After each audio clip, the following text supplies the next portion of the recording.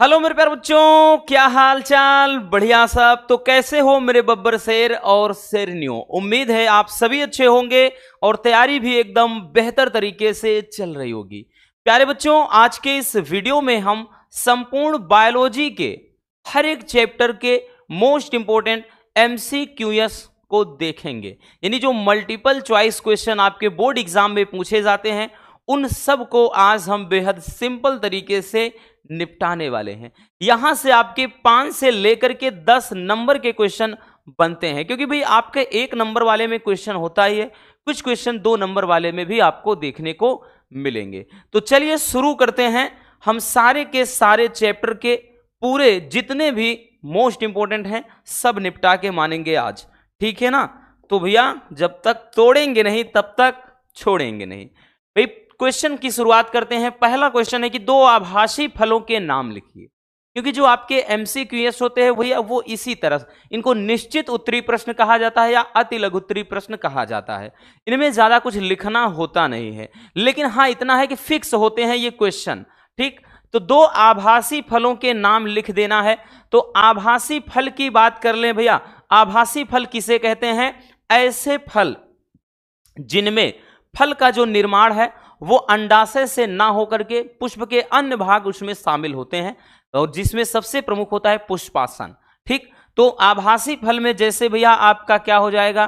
पहला हो गया सेब, दूसरा हो गया आपका नाशपाती, और तीसरा हो गया भैया स्ट्रॉबेरी।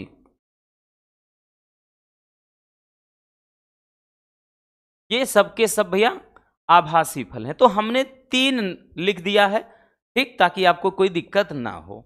आई बात समझ में? तो ये आभासी फल, या इन्हीं को मिथ्या फल बोले या फिर इन्हीं को झूठा फल कहे, सब कुछ वही होता है। दूसरा क्वेश्चन है बबुआ कि जलीय परागण करने वाले किन्हीं 2 पौधों के नाम लिखिए। ये भी मोस्ट इंपॉर्टेंट क्वेश्चन होता है। तो भैया जलीय परागण करने वाले पौधों के नाम में सबसे पहला भैया जैसे लिख दे रहे हैं कि हाइड्रिला, हाइड्रा, जैसे हाइड्रिला इसको बोलते हैं। और दूसरा है भैया बेलिसनेरिया। क्या है भैया? बेलिसनेरिया। तो ये 2 प्रमुख हैं, ठीक है भैया, हाइड्रिला और बेलिसनेरिया। जल और बाकी जैसे भाई होता है ना कि जलकुंभी में जो एक होता है कमल की तरह, उनमें भी होता है, ठीक है? तो यहां पर ये 2 याद रखना बहुत है। अगला है कि पुष्प में दल का क्या कार्य होता है। ये बच्चों आपके 22 में भी पूछा था, 23 में भी पूछा था और 2024 में भी आया था। तो पुष्प में जो दल होता है उसका कार्य क्या होता है? तो भैया पुष्प में दल का जो कार्य होता है, दल का कार्य कीटों को परागण के लिए आकर्षित करना,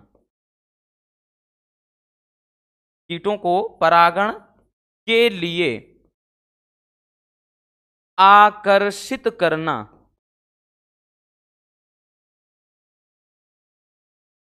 ये क्या होता है? कार्य। क्योंकि जितना रंग बिरंगा भाई जो दलपुंज वगैरह होता है, पुष्प में पेटल्स होती हैं, पंखुड़ियां होती हैं, वो उतना ही ज्यादा कीट पतंगों को आकर्षित करते हैं, क्योंकि उनमें सुगंध भी होता है और रंग बिरंगे होने के कारण वो कीटों को अपनी तरफ खींचने का कार्य करते हैं। नेक्स्ट भैया कि कीट द्वारा परागित 2 पौधों के नाम लिखिए। यानी ऐसे पौधे का नाम लिखो जिनमें कीट के द्वारा परागण होता है। तो भैया कीट द्वारा परागण पौधे में जैसे पहला है साल्विया। ये बहुविकल्पी में ही पूछा जाता है, बहुविकल्पी में भी ये बहुत सारे क्वेश्चन यहां से बनेंगे, इसीलिए हमने बोला ना कि 5 से 10 नंबर के क्वेश्चन यहां से बनेंगे। तो भैया साल्विया हो गया, दूसरा गूलर हो गया, जैसे एक और लिख दे रहे हैं भैया अंजीर हो गया, अंजीर हो गया, वही गूलर तो है भैया, मतलब 2 ही लिखिए, ठीक है? ये इनमें क्या होता है? तो ये मतलब हालांकि गूलर की एक प्रजाति, अंजीर थोड़ा उससे हट के होता है, सेम वैसे ही होता है पौधा, मतलब ऐसे फल भी सेम ऐसे ही होते हैं, लेकिन वो थोड़ा अलग प्रजाति होती है, ठीक? उसको भी आप लिख सकते थे अलग से। नेक्स्ट भैया कि टेपिटम के 2 कार्य लिखिए। टेपिटम क्या है? परागकोश की सबसे भीतरी भित्ति होती है, भीतरी लेयर होता है। तो इसके 2 कार्य लिखना है। पहला है भैया कि इसमें क्या होता है? स्पोरोपोलेनिन नामक पदार्थ का निर्माण होता है, स्पोरोपोलेनिन। का निर्माण। अब ये क्या करता है, पराग कणों को सुरक्षित रखता है, भाई बताए हैं। और उसके बाद दूसरा भैया, ये हार्मोन्स का स्राव भी करता है, हार्मोन्स का स्राव। और भी लिख सकते थे कि पराग कणों का ये पोषण भी करता है भैया। एक और लिख दे रहे हैं कि पराग कणों का पोषण। ठीक है बच्चों, तो ये कार्य हो जाएगा। आई बात समझ में? चलिए भैया, पहले इतना स्क्रीनशॉट कर लीजिए।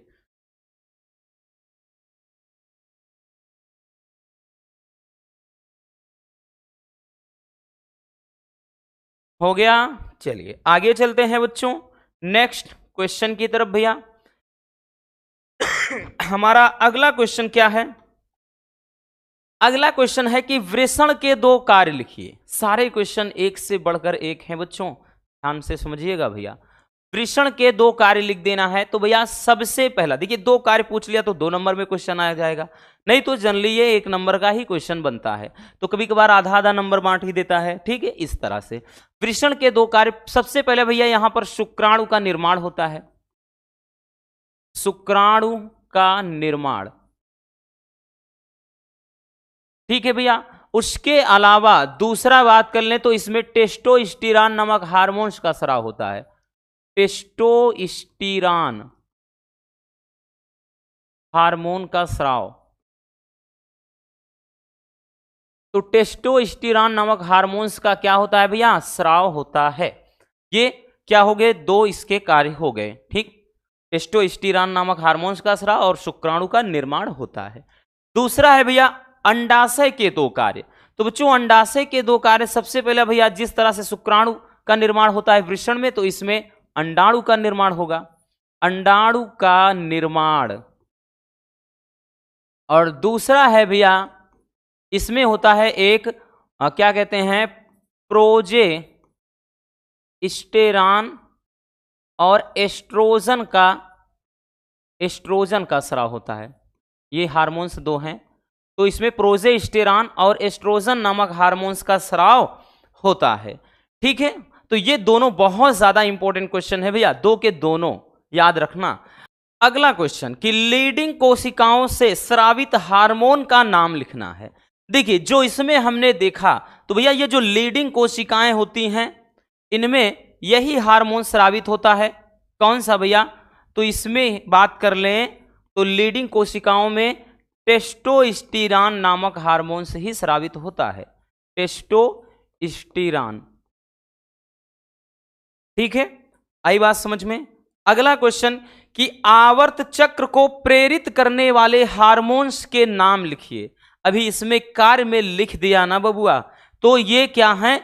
मेंस्ट्रुअल साइकिल को प्रेरित करने वाले हार्मोन्स होते हैं। तो यहां पर हम लिख देंगे भैया हार्मोन्स कौन है। पहला तो अभी बता दिया ना कि प्रोजेस्टेरॉन, प्रोजेस्टेरॉन हो गया। और उसके बाद दूसरा भैया एस्ट्रोजन होता है। क्या चीज मतलब दूसरा? एस्ट्रोजन, एस्ट्रोजन नामक हार्मोन्स। बाकी उसको मतलब उसका नियंत्रण करने वाले जो होते हैं वो LH होता है, FSH भी उसमें सहभागिता निभाता है, ठीक है। अगला है कि वृषण में सार्टोली कोशिकाओं का क्या कार्य होता है। जो वृषण की सार्टोली कोशिकाएं होती हैं एपिडिडिमिस में, तो उनका क्या कार्य होता है? तो इनका कार्य होता है भैया शुक्राणुओं का पोषण, शुक्राणुओं का पोषण करना, का पोषण करना। शुक्राणुओं को क्या है भैया? ये पोषण प्रदान करने का कार्य करती है। इसी में शुक्राणु क्या है? परिपक्व होते हैं, तैयार होते हैं, ठीक है भैया। चलिए अगला क्वेश्चन कि मानव में निषेचन की प्रक्रिया कहां पर संपन्न होती है। यह भी बड़ा ही प्यारा सा क्वेश्चन है। तो भैया निषेचन की प्रक्रिया कहां पर संपन्न होती है? तो ये होती है कहां पे? FT में, अर्थात फैलोपियन ट्यूब में या फैलोपियन नलिका, फैलोपियन नलिका में, याद रखना। तो भैया जो फर्टिलाइजेशन प्रोसेस है कहां पर कंप्लीट होता है? तो ये होता है फैलोपियन नलिका में। चलिए बच्चों इसको भी स्क्रीनशॉट कर लीजिए भैया।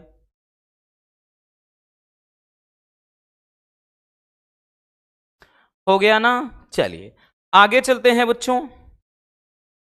नेक्स्ट क्वेश्चन क्या है हमारा?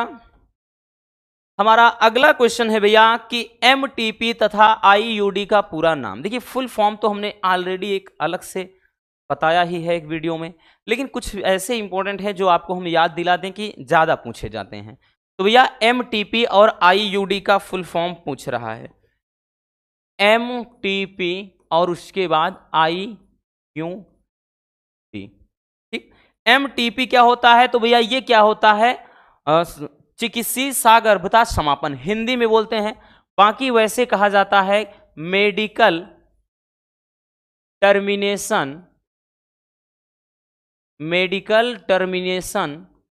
Of pregnancy.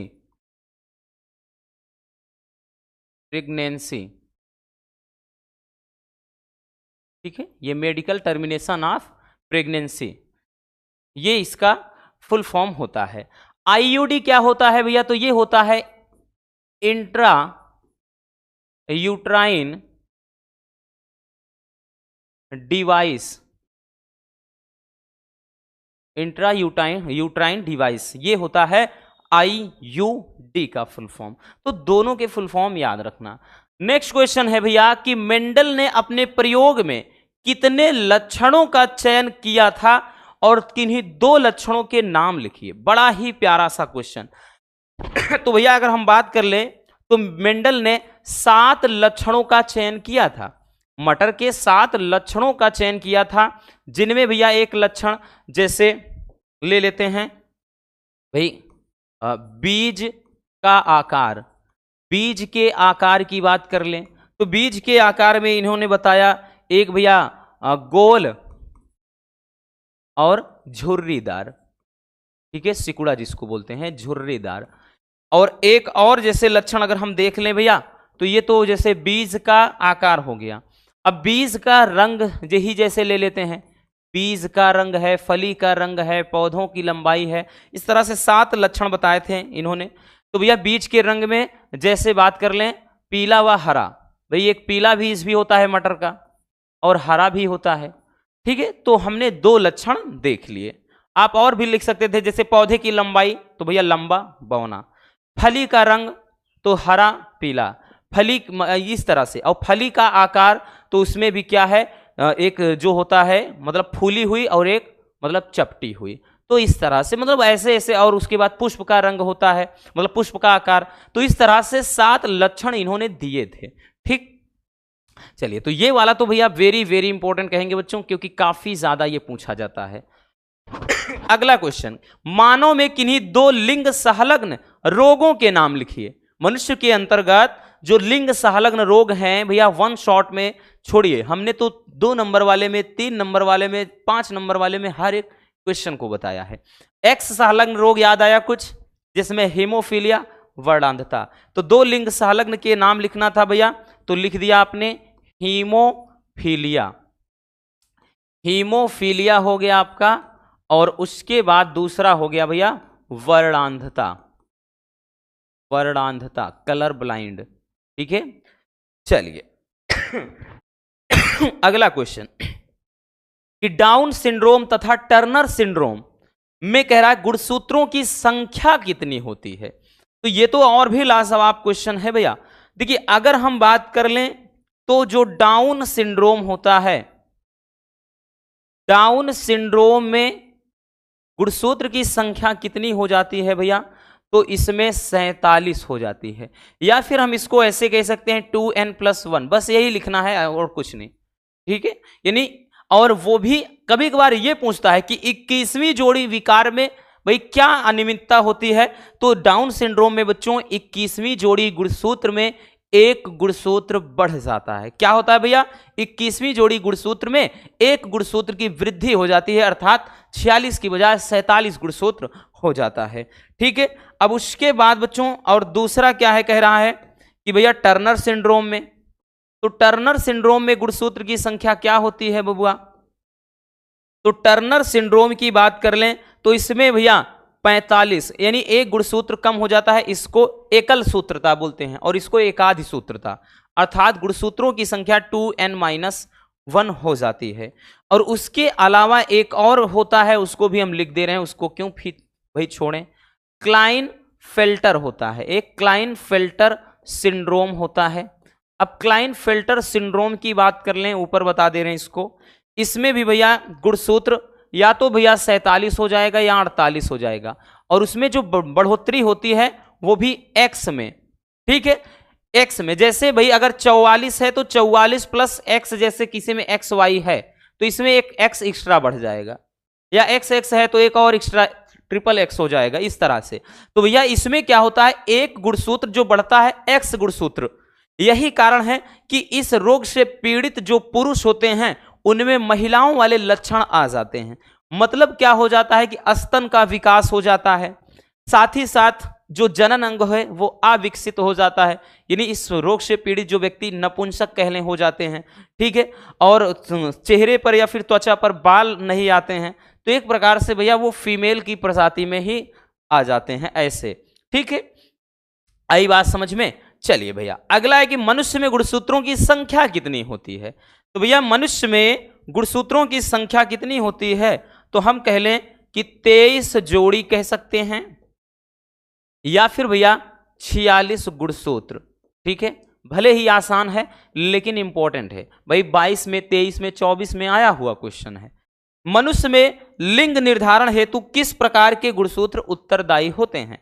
तो भैया दो टाइप के हैं ना, पहला है बच्चों एक्स गुणसूत्र और दूसरा है भैया एक्स वाई गुणसूत्र।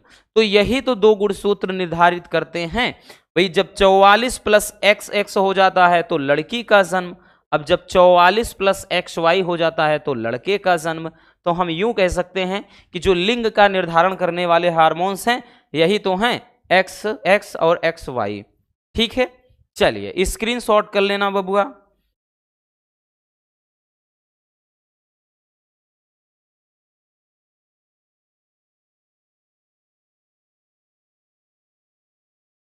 हो गया, चलिए आगे चलते हैं भैया। नेक्स्ट क्वेश्चन हमारा क्या है, हमारा अगला क्वेश्चन है कि उस एंजाइम का नाम लिखिए जो डीएनए अणु को तोड़ता है। तो भैया डीएनए अणु को तोड़ने का वाले एंजाइम का नाम क्या है, तो इसका नाम है भैया कि प्रतिबंधन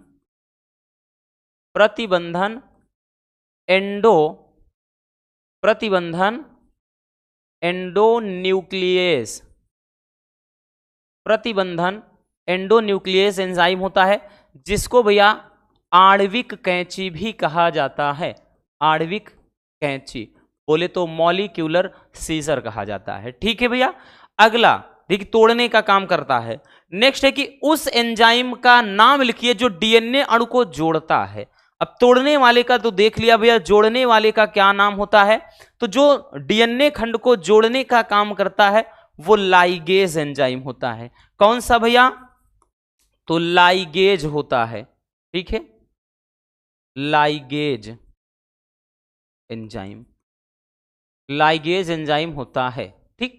चलिए नेक्स्ट क्वेश्चन की तरफ चलते हैं। अगला क्वेश्चन क्या है कि आनुवांशिक कूट में कितने प्रकूट होते हैं। तो भैया आनुवांशिक कूट में कितने प्रकूट होते हैं, तो 64 प्रकूट। प्रकूट का मतलब भैया कोडोन, ठीक है, जिसको कोडोन कहा जाता है। वन शॉट में अच्छे से समझाए थे, ठीक है। चलिए तो ये हो जाएगा इतना प्रकूट, 64 प्रकूट या कोडोन। अगला क्वेश्चन भैया कि डीएनए में कौन सी शर्करा उपस्थित होती है। तो डीएनए में कौन सी शर्करा उपस्थित होती है ये आपको बताना है। तो डीएनए में भैया कौन सी शर्करा, तो डीऑक्सीराइबोज शर्करा होती है, ठीक।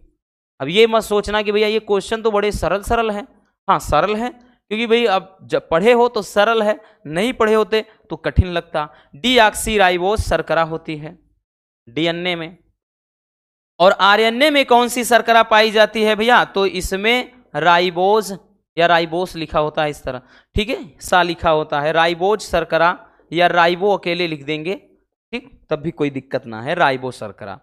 अगला है कि भैया डीएनए की द्विकुंडली संरचना का प्रतिपादन किसने किया था? तो डीएनए की द्विकुंडली संरचना का प्रतिपादन करने वाले भाई वैज्ञानिक का नाम क्या है? वाटसन। क्या है भैया? कि वाटसन तथा क्रिक। वाटसन तथा क्रिक ने, तो भैया वाटसन और क्रिक नामक वैज्ञानिक ने क्या किया था भैया? डीएनए की द्विकुंडली संरचना का प्रतिपादन किया था। चलिए स्क्रीनशॉट कर लीजिए।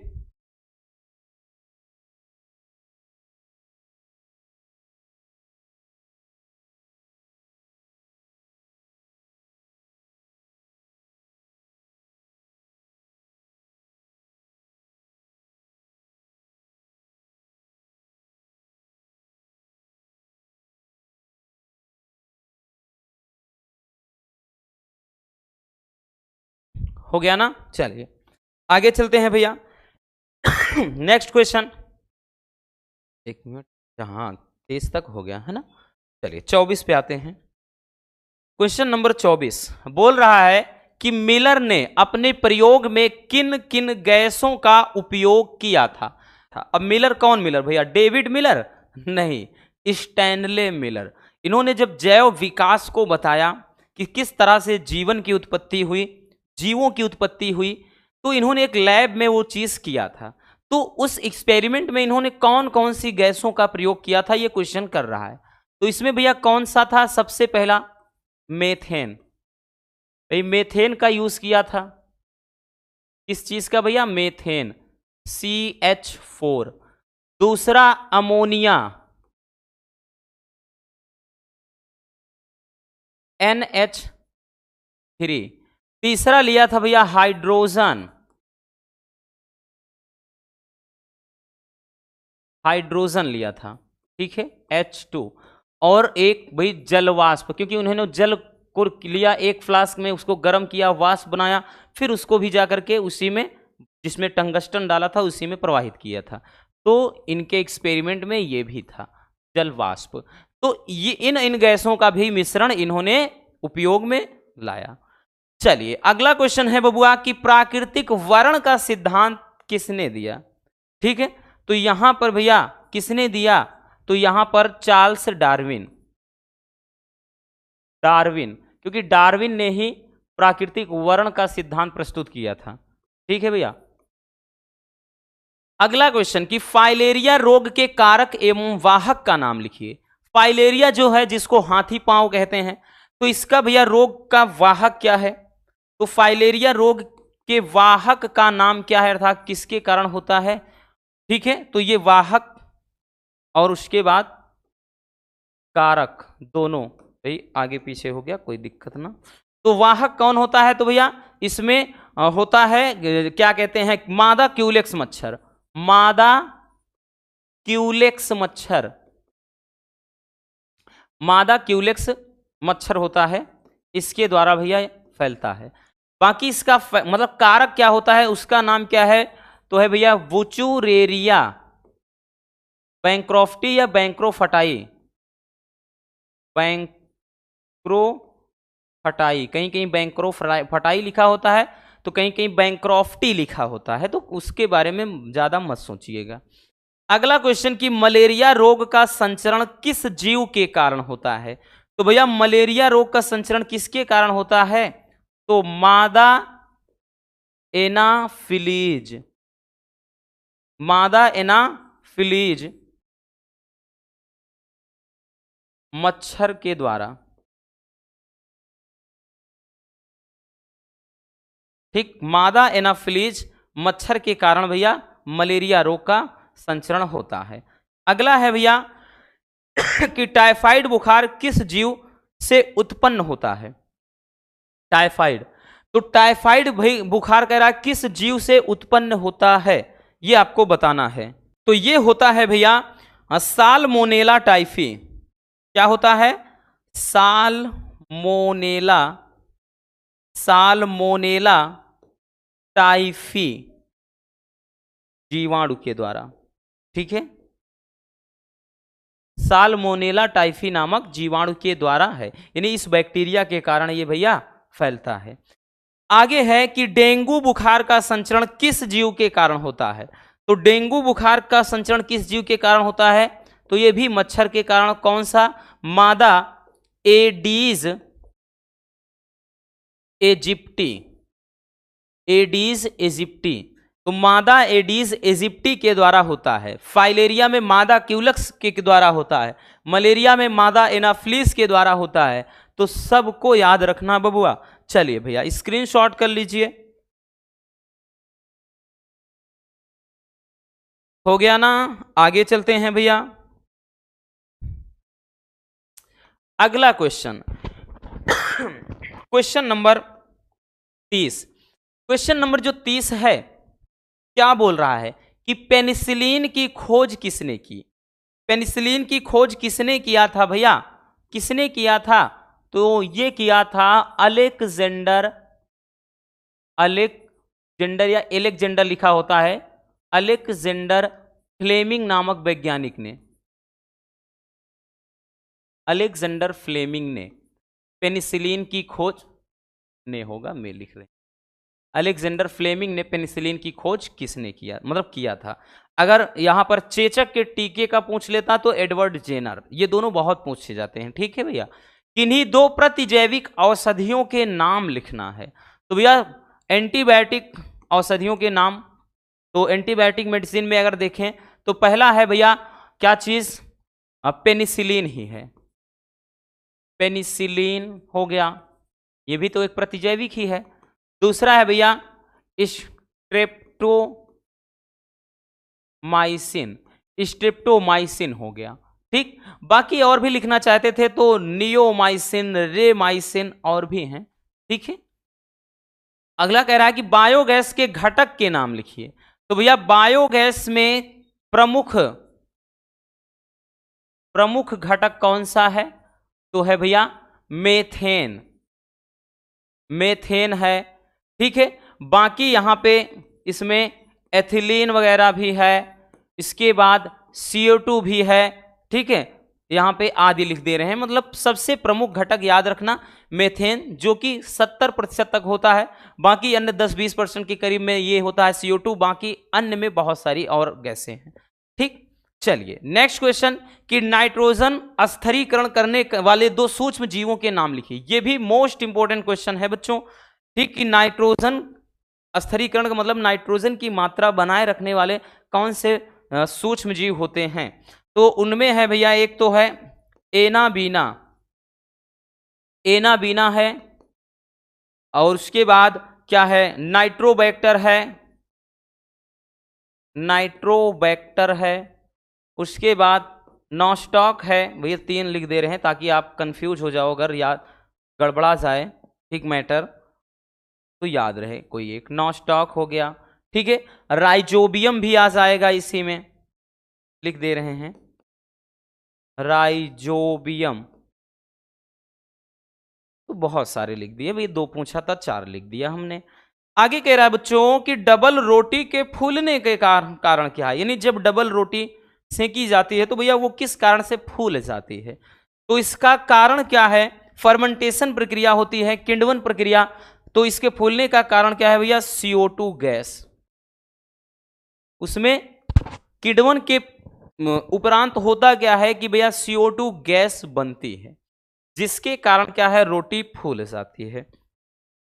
अगला क्वेश्चन, एलिसा का पूरा नाम लिखिए और इसके द्वारा किस रोग की पहचान की जाती है?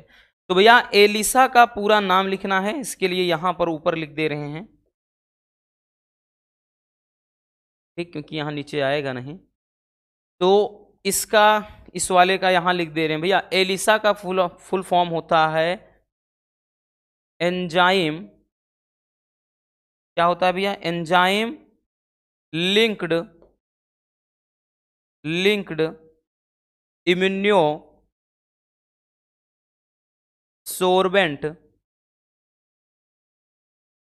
सोर्बेंट, उसके बाद एशे, ये इसका फुल फॉर्म होता है, ठीक है। फुल फॉर्म वाले में तो वैसे भी बताए हैं इसको। और इसके द्वारा कह रहा है कि भैया किस रोग की पहचान होती है, तो ये होता है भैया एड्स की पहचान। एड्स, ठीक, acquired immuno deficiency syndrome, AIDS की पहचान की जाती है। आई बात समझ में? तो ये हो एलिसा का फुल फॉर्म और इसके द्वारा किस रोग की पहचान होती है। चलिए स्क्रीनशॉट कर लीजिए।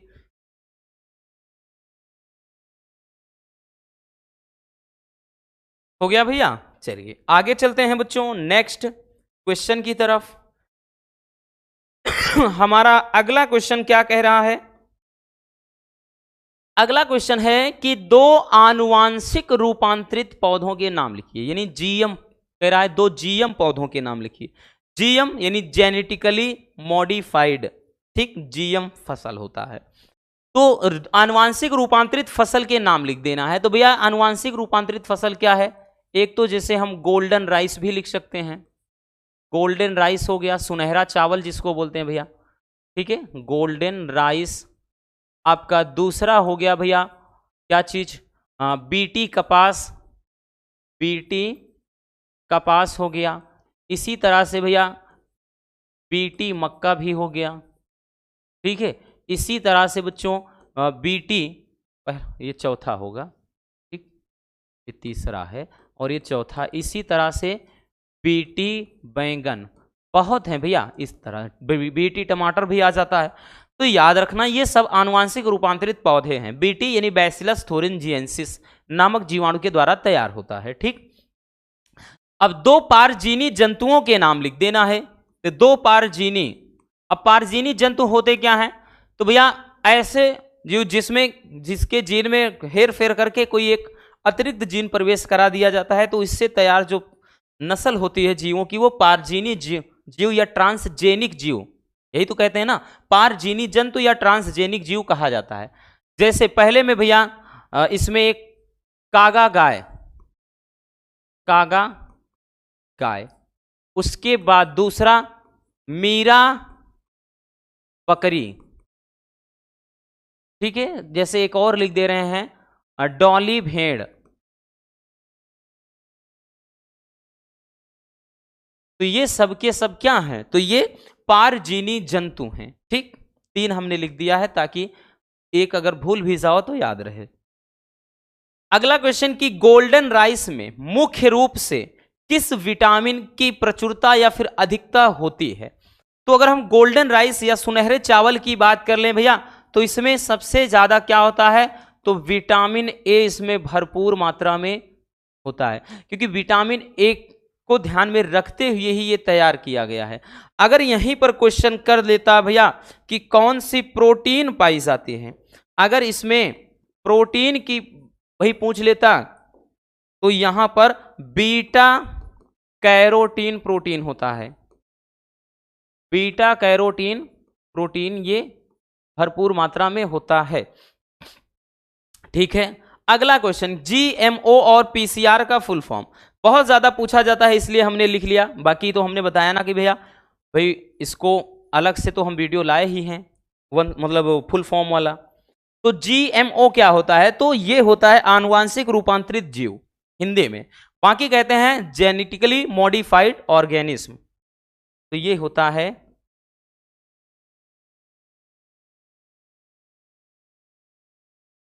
Genetically modified organism.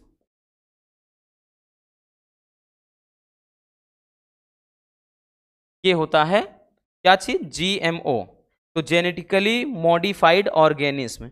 अब उसके बाद भैया पीसीआर बोल रहा है। पीसीआर क्या होता है? तो पीसीआर का फुल फॉर्म होता है पॉलीमेरेज चैन रिएक्शन,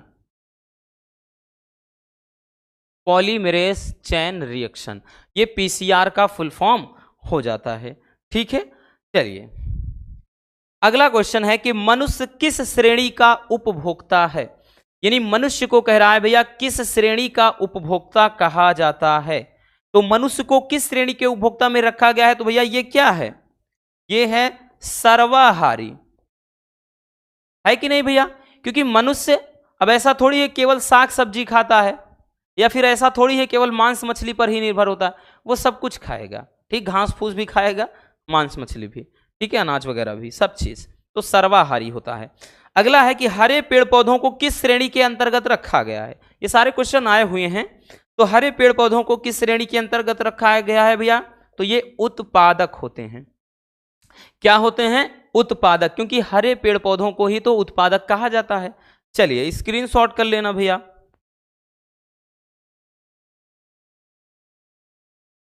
हो गया बच्चों। नेक्स्ट क्वेश्चन, हमारा अगला क्वेश्चन क्या है, अगला क्वेश्चन है कि खाद्य श्रृंखला के आधारभूत इकाई क्या है। अगर हम बात करें तो जो खाद्य श्रृंखला होती है, इसकी आधारभूत इकाई क्या होती है, तो इसका आंसर हो जाएगा भैया हरे पेड़ पौधे, उत्पादक। तो खाद्य श्रृंखला की जो आधारभूत इकाई है वो क्या है भैया, हरे पेड़ पौधे, हरे पेड़ पौधे हो जाते हैं, ठीक है भैया, या फिर उत्पादक हम कह लें। अगला क्वेश्चन कि कृत्रिम पारितंत्र के 2 उदाहरण लिखिए। भाई ये मतलब ऐसे पारितंत्र जो भाई कृत्रिम रूप से यानी मनुष्यों द्वारा तैयार किए गए हैं, जैसे भैया क्या है कि जैसे होता है कि जलाशय या जल जीवशाला, जल जीवशाला, और दूसरा हो गया भैया जैसे तालाब, ठीक है, और जैसे एक और लिखना चाहें तो भैया हम लिख सकते हैं खेत। तो ये किस में आ जाता है, ये कृत्रिम पारितंत्र में आ जाता है। तो भाई मनुष्यों द्वारा ये भाई है तो नेचर के ही घटक, लेकिन अगर देखा जाए तो भाई मनुष्य इसका निर्माण करता है। नेक्स्ट है कि किन्हीं 2 संकटग्रस्त प्राणियों के नाम लिखिए। तो भैया ऐसे प्राणी जो संकट, घोर संकट में हैं, तो जैसे हो गया भैया क्या चीज, शेर, इन पर संकट मंडरा रहा है, और दूसरा हो गया गेंडा, ठीक, ये 2 संकटग्रस्त जिन पे इतना गहरा संकट मंडरा रहा है कि जो भविष्य में समाप्त होने पर यानी विलुप्ति के कगार पर हैं, ठीक। अगला क्वेश्चन कि 2 विलुप्त हो गए प्राणियों के नाम लिखिए। ऐसे प्राणी जो इस पृथ्वी पे जिनका अंश भी अब नहीं है, अर्थात कोई मतलब उनका अंश तो है लेकिन यूं कह सकते हैं कि कोई भी एक जीवित प्राणी तक नहीं, मतलब इसमें नहीं बचा है। तो इनमें कौन आ जाएगा, तो भैया डोडो पक्षी, डोडो पक्षी, और उसके बाद एक और जो विलुप्त हो चुका है क्या कहते हैं, गुलाबी सिर वाली बतख, गुलाबी सिर वाली बतख, ये विलुप्त हो चुके हैं पूरी तरह से, ठीक है। अगला क्वेश्चन कि किन्हीं 2 जैव विविधता तप्त स्थल के नाम लिखिए जिनको हॉट स्पॉट कहा जाता है, ठीक है। ये ऐसे क्षेत्र होते हैं जहां पर भाई जैव विविधता भाई यूं कह सकते हैं कि संरक्षित रखी जाती है, या फिर ऐसे कह सकते हैं ये ऐसे क्षेत्र होते हैं जो अन्य स्थान पे ऐसा वातावरण नहीं होता है, ठीक। तो इनमें जैसे पहला है पूर्वी हिमालय, पूर्वी हिमालय हो गया। दूसरा है भैया पश्चिमी घाट, पश्चिमी घाट। एक और आप याद रख लेना, लिखा दे रहे हैं इंडो बर्मा, ये हॉट स्पॉट हैं, तप्त स्थल जिसे कहा जाता है। अगला क्वेश्चन कि जैव विविधता की क्षति के 2 कारण। भाई बहुत सारे हमने कारण बताए हैं, यहां तो 2 की ही बात कर रहा है। पहला है भैया आवासीय विखंडन, आवासीय विखंडन हो गया। दूसरा हो गया भैया अतिदोहन हो गया, क्योंकि यहां नाम लिख देना है, पूरा डिटेल्स में थोड़ी समझाना है। अब जब शॉर्ट में पूछा जाएगा तो केवल नाम, अतिदोहन। उसके अलावा याद करो सह विलुप्तता, इसके अलावा प्रदूषण भी है, ठीक है, ये सारी चीजें। तो विदेशी प्रजातियों का आक्रमण भी है, तो ऐसे बहुत हैं, है ना भैया। तो समझ में आ गया। चलिए स्क्रीनशॉट कर लेना रसगुल्लों।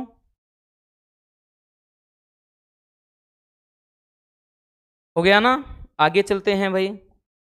अगला क्वेश्चन आपके और यहां से 3 से 4 क्वेश्चन हैं। कि IUCN और WWF का पूरा नाम लिखिए। यह भी इंपॉर्टेंट है, इसलिए फिर से हमने इसको लिख दिया है। IUCN क्या होता है और उसके बाद एक WWF।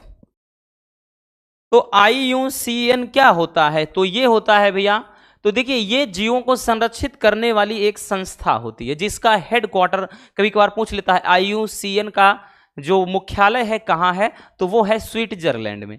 तो ये होता है भैया इंटरनेशनल, क्या होता है? इंटरनेशनल। पुष्पा इंटरनेशनल खिलाड़ी होता है। तो इंटरनेशनल यूनियन क्या होता है? Union, international union for conservation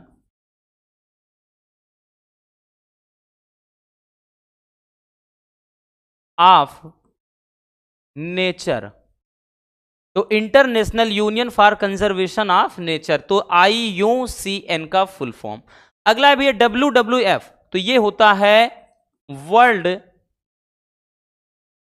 ये वाइल्ड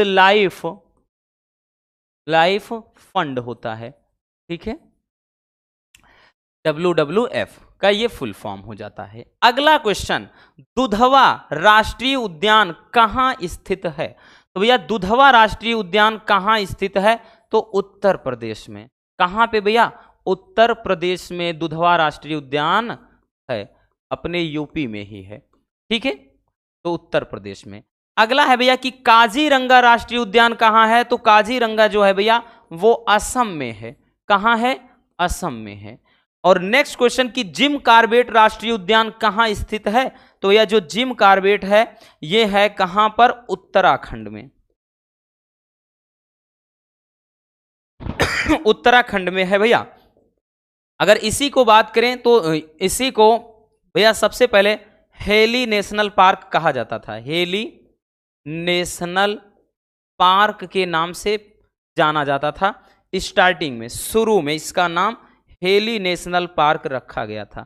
बाद में इसका नाम बदलकर भैया जिम कार्बेट रख दिया गया, ठीक है। क्या रख दिया गया? Jim Corbett. चलिए स्क्रीनशॉट कर लीजिए। हो गए? तो बस आज के इस वीडियो में इतना ही। इस तरह से हमने सारे चैप्टर के आपके जो MQ जो मतलब MCQS होते हैं उनको देख लिया। अब उम्मीद है कि आपको अच्छे से समझ में आ गया होगा। वीडियो पसंद आई हो तो प्यार से लाइक जरूर कर देना, नए हैं तो चैनल को सब्सक्राइब जरूर कर लीजिए। मिलते हैं किसी और शानदार टॉपिक के साथ। Love you, bye bye, take care. और हाँ, एक प्यारा सा कमेंट बॉक्स में छोड़ दीजिएगा।